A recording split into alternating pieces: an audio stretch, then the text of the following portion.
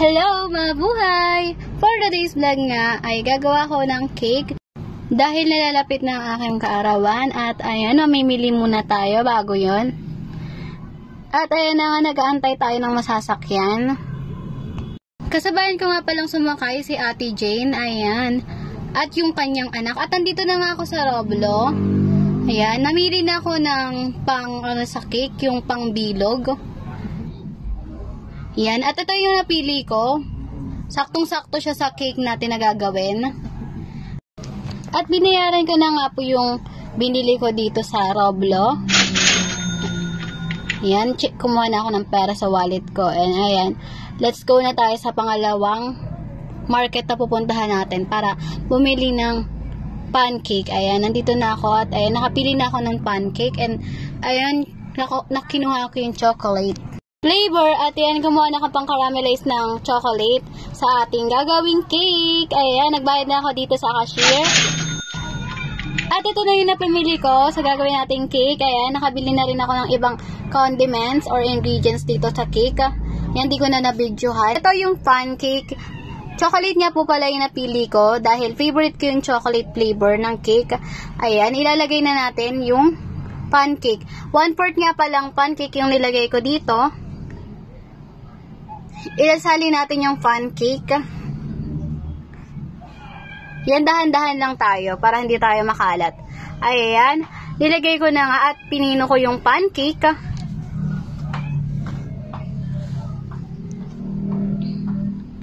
Pinino ko siya ng pinino para hindi siya mahirap haluin mamaya.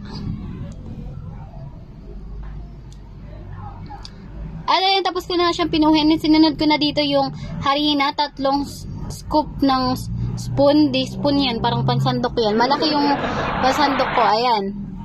Tansya-tansya ba? Tapos ito, sunod ko na nga rito yung baking powder na tagpa 5 sa tindahan. Sinunod ko na nga po pala dito yung Bear Brand. Mga 3 scoop siya ng kutsara.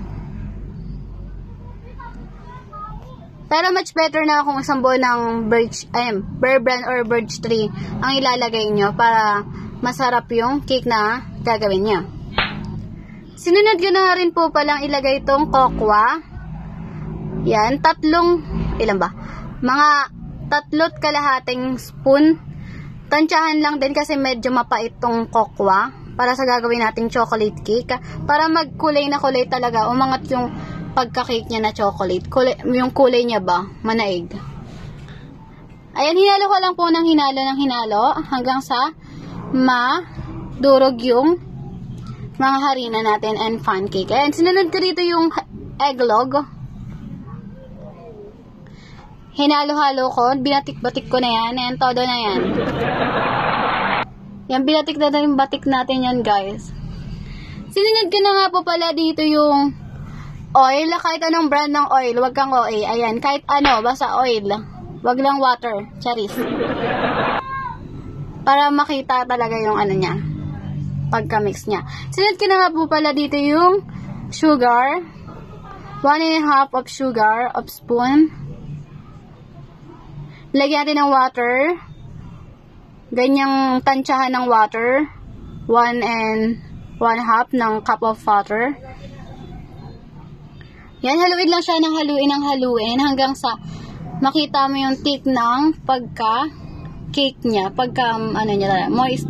Basta, kumasabi. Ayan, dinagdagan pa po natin dito ng tubig para lumapot. And yung vanilla, importante yung vanilla, mabango, tsaka medyo malambot.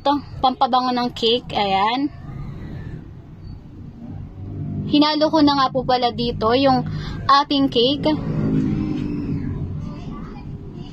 Haluin na siya ng haluin hanggang makuha ko po yung pinaka gusto kong result ng niya, ng harina. Basta ayun. And kumuha na nga po tayo dito ng kaldero ng rice cooker. Nilagyan natin ng oil para hindi dumikit yung cake pagtapos at mabilis lang siya makuha and buong-buo yung cake. Yan, pinindot ko na nga po pala dito yung rice cooker. Ay, nag-caramelize po ako ng chocolate.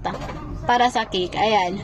Nabuo na yung cake natin. And tadan, tapos na, ayan. Nilagyan ko na siya ng caramelized na cake. Caramelized ng chocolate. Ayan, Goya. Baka naman Goya. Ayan, nilagyan natin siya ng caramelized. Ayan, nilagyan ko siya ng, add ng creativity ko. Yung pagka-creativity ko. Nilagyan ko na siya ng chocolate na buo-buo para naman may design yung cake ko. Ayan. Pagka-creativity daw.